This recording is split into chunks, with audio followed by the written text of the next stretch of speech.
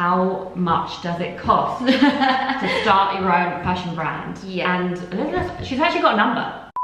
And welcome back to my channel. This is part 2 of how to start your own fashion brand. And I'm here with Elizabeth. So I'm a fashion brand consultant, and I work with independent businesses on their marketing, their manufacturing, sourcing, costing, production. She is my consultant for my fashion brand. I asked on my Instagram for questions that you may have about starting your own fashion brand. So yeah, we're gonna go through them and we're gonna tell you how to start your own fashion brand. Who's gonna make it? So you've got the idea, you've got the name, you kind of know up to this point, but actually how do you get an idea from your head onto paper and into production? Yeah, I think this is like the big one everyone wants to know. Yes. Do you find that? Yeah. Yeah. That's what me too. When I started, I was like, who makes it? Yeah, exactly. Do I need to go to China? Do I need to go halfway across the world? And when you're starting out, I'd say one of the big mistakes that I see a lot is that people buy too much, and you want to find a factory or someone, it doesn't even need to be a factory, who can make smaller quantities. And if you've got a relatively small audience, and by that I mean like under 5,000-10,000 followers, which you probably will to begin with, and that's absolutely fine, you want to be making 5 to 10 pieces of each item to sell, because the aim at the beginning is just to start gauging a reaction of what people like, and say, oh, even with Amy's collection, we thought the tracksuit would be like the best thing, and then it was the shirt and trouser set, and we were like, oh, okay, but because you bought like slightly smaller quantities, you're like, okay, cool, and then I can go back and repeat this, and you can be a bit more flexible with your stock. And the way to do that is probably by going to a seamstress to begin with, rather than like jump all into a factory, or like sample studios as well in the UK. Yeah, exactly. You might get a seamstress or a freelance seamstress or a freelance pattern cutter that works on their own, and you can go to them and they might make you up 5 pieces or whatever you want. And then there are smaller sort of like sample studios that might have 4 people working there, or even a little bit more, and they might make you up a small quantity. And I think that's a really, really good place to start. And nobody has to know that you've only got 5 pieces. No, and when it says sold out, that's quite a nice feeling, and it creates a bit of hype. And or you can say it's 1 of 5, and then like the way you do with your bags, you can label each one and know that it's of a really limited quantity, and that's why it is slightly more than your average retailer, because it's not mass produced. You're not going to bump into people on the street wearing it. And the places to go to find these, there's trade shows. So there's one called Fashion SVP, which is twice a year, where you can go and meet manufacturers. You can go to something like Pure Origin, which is another trade show, and it's on twice a year. There's another website which I found recently called The Seam London, which is lots of seamstresses in London where you can get in touch with them. But even putting out ads in your local newspaper, like think how many people are really talented seamstresses trying to do what they love. And then if you could pay them to make your stuff, and then it saves them from getting a job that they don't like. And they're out there. You know, I'm in like all these mum sewing groups on Facebook. And I've heard of businesses where they, around the country, will like, you know, make you up a couple and things like that. You just gotta get thrifty with finding people. And I did start small. I had like 20 pieces to start with when I first ever made things up, but even that was too many. You know, and also you're figuring out your product. So you might get the fabric wrong. You might launch it too late. You know, it's definitely better to start really small. And the aim at the beginning isn't to make your life's fortune. The aim at the beginning is just to put out your brand awareness, get people to know who you are, and break even, really. If you can break even to begin with, you're doing great. And so try not to be going like 2 feet in, because unless you've got like a massive huge chunk of investment, then it's a whole different story. But what we're talking about is like if you're self-funded, you want to almost be doing this whilst you've still got another job. So you've got another income coming in, and then you're building this up to break even.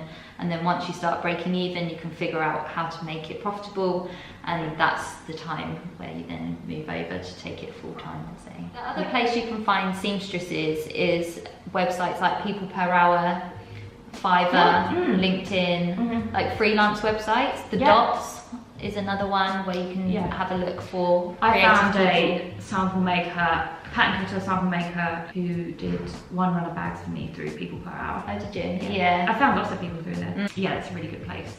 And then when you want bigger quantities, you're going to go to trade shows, Make It British. Yes. All those sorts of places. And that leads us on nicely to our next question: what country to make your stuff in? And again, quite a few people asked this, and I would definitely recommend getting it made. I say in the UK, but whatever country you're based in, try and make it there to begin with, so that you can monitor it and kind of helicopter over it whilst it's being done.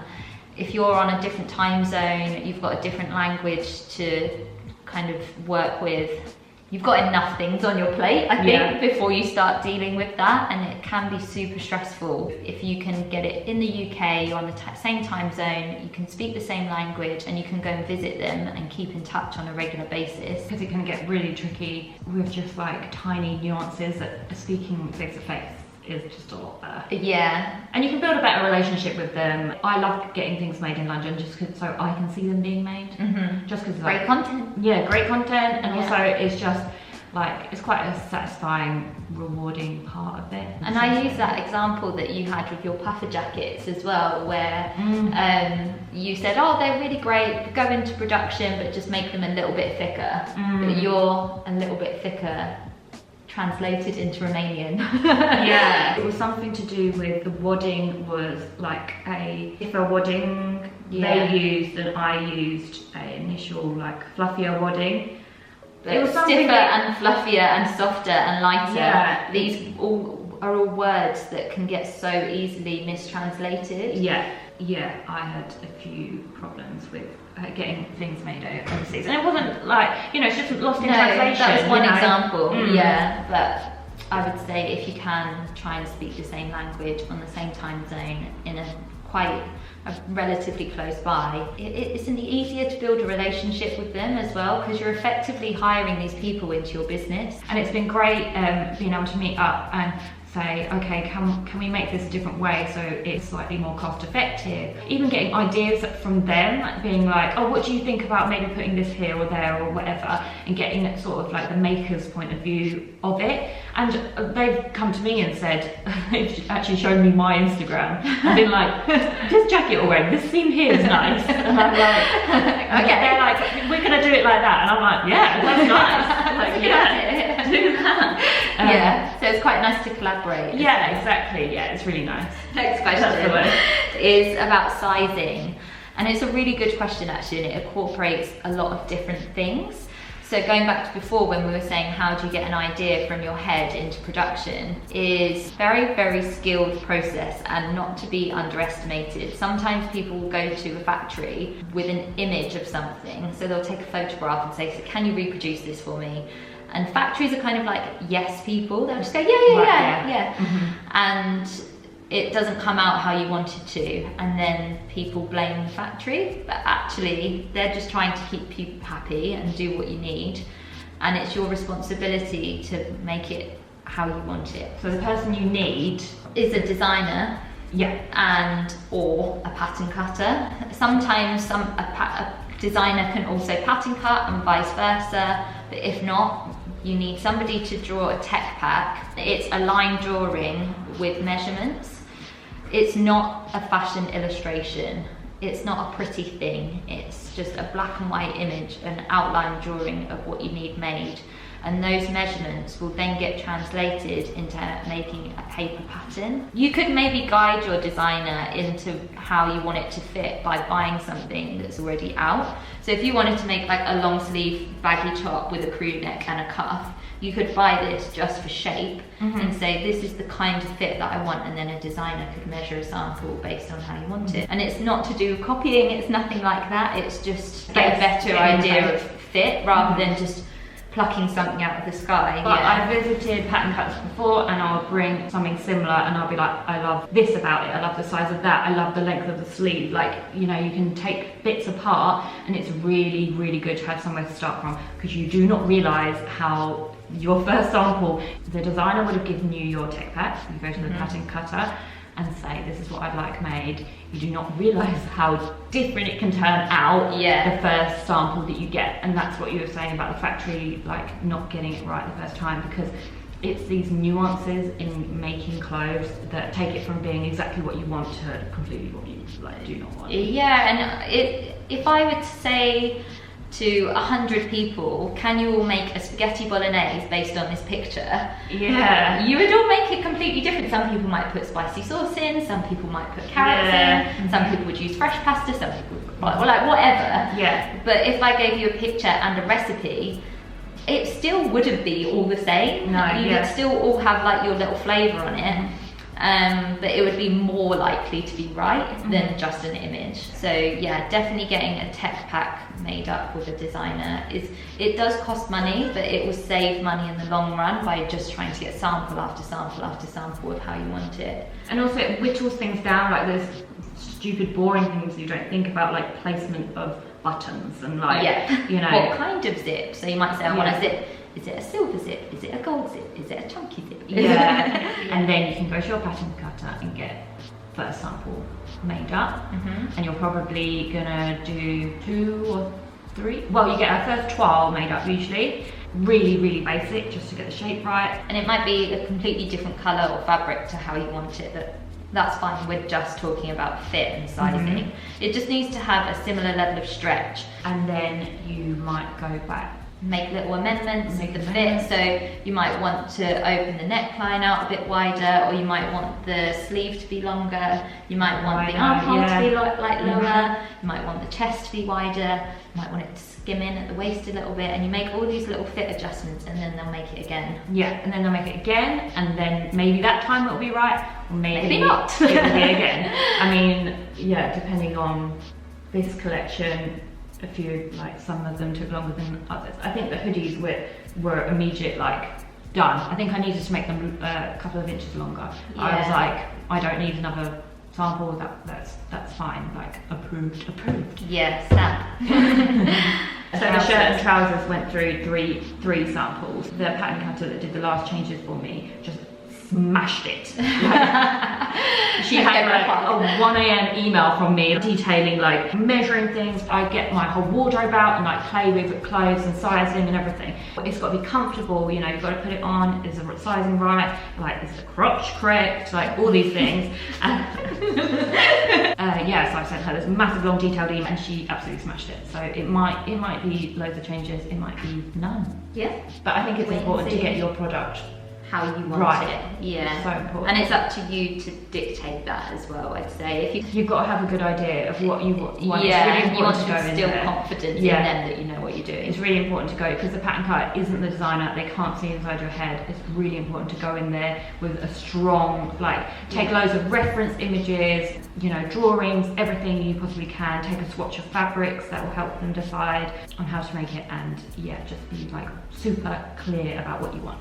And somebody else asked, do you have to follow the standard sizing? And really, there isn't any to an extent. If you go in Zara and you're a small, it's very different to a small in a different shop. You might be an extra large in a different shop. So you don't want to make it difficult for yourself or your audience if you start creating a whole new size system. Because even you with small, medium, large, people still ask you, what size should I be? And that's something that people actually understand.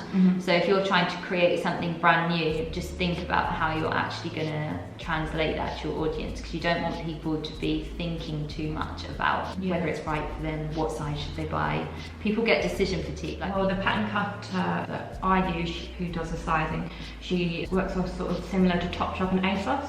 which is quite good for me because it's sort of similar audience. And giving people a really clear size guide online as well, because not everyone wants to ask, and especially if you are shopping at 1 in the morning or whatever, and you want a message but you don't get a reply till the next day, just put all the information up on your website, and it will take you a little bit longer to upload it rather than just saying grey shirt or grey hoodie. Like, take the time to make it super detailed. And there's a book actually that Sophia Amoruso wrote about the first days of Nasty Girl, which is the #GirlBoss book, and I hate the title, but she wrote it about 10 years ago, so we'll let her off. But it's really great to read about how much detail she used to give on all of her listings. Oh, that's cool. I didn't know that. I've got that book. I've just never read it. Yeah. Like, horrible title, horrible front cover, but it's a really, really good book, I promise. Oh, that's cool. Yeah. Next question is how to make up how much you're going to sell it for. I think it's really tricky to say. It's like how long's a piece of string. But when I've worked in retail before, people would just go, how much would you pay for that? And you come up with an answer and we'll put it up as that. And you then kind of work your costings back. So there's 2 ways people do it. One is they look at the cost price and they multiply it by like 2 or 3 to make their profit margin. Whatever number it comes out at, they sell it at that price. But sometimes that price isn't commercial. So if you know where you want to be selling it at, how much do you sell this hoodie top for? 65. So if you took your cost price, added your fabric price, added your labels, added your packaging costs, and multiplied that by 3, and it came out to £300, you'd be like, oh, you don't just sell it at that price because that's what it is. You need to know what's commercial for your customer and then work backwards. So you're like, okay, I'm then working within a budget of how much money I can therefore spend on fabric, therefore how much money I can spend on the manufacturing and labels and things. That's a really good idea to think about, actually, is think about your brand and how much you are going to be selling things for. What is your price range going to be? What do you want it to be? And then working that out backwards, what your production and fabric cost should be. This is something that I've never done. That's a really good idea. Maybe you've just got really good common sense and no, it's all in the head. I sort of like, but like wanting something takes over sometimes. I think when I first started, especially when I was hand making swimwear, I just wanted to do it so bad. Like, I wanted to have my own brand so bad that I didn't care so much. But you have got to think about these things, Yeah, and that's actually a really good point. If you are making it yourself, please, you don't have to necessarily like pay yourself, but at least allow the cost of how much it would be if you were to outsource it to somebody. If it takes you an hour to make something and you're going to charge yourself £12 an hour, put the £12 in the cost price, because if you're then going to have to outsource it to somebody, you're going to have to pay them that price anyway. And it's somewhere where people really stumble when they're trying to scale their business because they've just not accounted for it. But also, would you say if it was somebody starting their brand and they're getting 5 garments made up by their local seamstress, their profit margin is going to be a lot smaller than if you're getting multiple pieces made up. So I think it's fine as long as you're breaking even to begin with. Ideally you want to be making a profit, but know that you could make a profit if you scale it. So with your example of making 5 things and you sell it kind of for a bit more than what it costs, just know that if you bought 20 pieces, your price would therefore come down, but your sale price could stay the same. So you know that in time you can make a profit. That's fine, as long as if you're not making it right now. Just know that there's like flexibility in your pricing. Does that make sense? Yeah. Okay. The big question that everybody wants to know. Last question: how much does it cost to start your own fashion brand? And she's actually got a number. I have got a number. I could go, it depends. How long's a piece of string? Blah blah blah. But you need at least £5,000, I'd say. And to try and do it before you're ready, you'll just make something that you're probably not that proud of. Like, you can get free websites, you could ask your mate to model it, you could ask another, like your mum to photograph it and everything. I think £5,000 would be enough to make like a really, really decent start. Yeah, I agree. And that's kind of why I picked that number, because of course you can do it for less, but to do it to a quality standard that you would really want to shout about, I think you can do it. About half of that is going to go on stock, half of it's going to go on marketing, and maybe there'll be a few little things on top like business insurance or like registering your domain name, but they're like £10 a month, £10 here, £10 there. I would still keep track of all those costs, but on average you want to be putting like say 2.5k into stock, 2.5k to your website, your photographer, a model. Yeah, I'd say that's a really good number to keep in mind, and obviously if you have less you can still start. Yes. I mean, when I started my swimwear brand, I had absolutely nothing. They paid me up front. Yeah. So they said, well, I had a sewing machine and things like that, but they paid me, it was made to order, so I got paid before. So yeah, I started that with absolutely nothing, and then from that saved up. What I get nervous about is when people say, I've got £30,000 to spend, and they spend all £30,000 before they've even launched. And I want you to get it to market, i.e. make your website live, start making your Instagram DMs transactionable, however you want to call it, but you need to get it live for less than 10, for sure. Because what you don't want to do is plow loads of money into what you think your customer wants, and then you launch it and it doesn't work. Whereas if you've only spent £5 on it, and you're like, okay, I can still maneuver this, you know, and say, oh, this has sold really well, even though I thought this was going to sell. That means I've got some money to therefore put into a repeat order of what's gone well. And you want to keep that flexibility and keep the cash flow moving. And it's just really easy to get like spend all your money and then get stuck, and you've got to sell all of the stock before you can then buy anything else. Yeah. One of the things I really can't stand is when somebody like borrows a pretty friend, but then they're like this and like they could be as pretty as anything, but if they're not confident in front of the camera, it makes you feel nervous looking at the pictures. That's so true. Yeah. I hope you've enjoyed this video all about how to start your own fashion brand with manufacturing. I hope you've found this useful, interesting. Please let us know.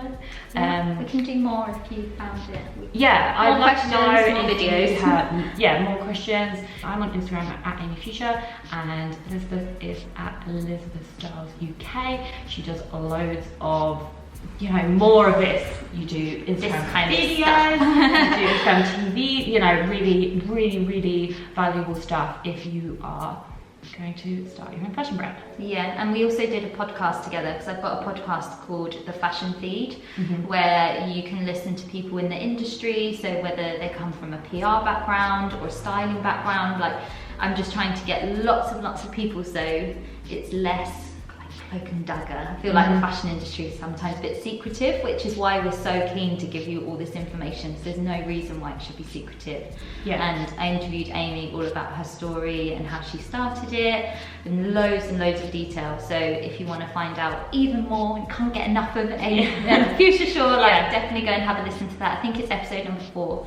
That's quite a good place to hear all about how I started my own fashion brand and like struggles that I went through, and just a handful of struggles. Yeah. I remember at the beginning you were like, oh, and then that happened. I was like, no, come on, tell us everything that happened. And we went all through it. So yeah, if you've had problems in the past, like definitely listen to it and know that you can come out the other side. Yeah, exactly. And another great episode is the one where you did it on your own. I like that. Oh, thanks. Yeah, it's all about her. It's really interesting, and it's like quite, I don't know, it's quite inspiring. So if you are, you know, interested in the fashion industry, I would highly recommend that. Thank you so much for watching. Hope you enjoyed this. Please like and subscribe, and please leave us a comment or come say hello on social media and let us know. We want to stay in touch. Thank you so much. Bye.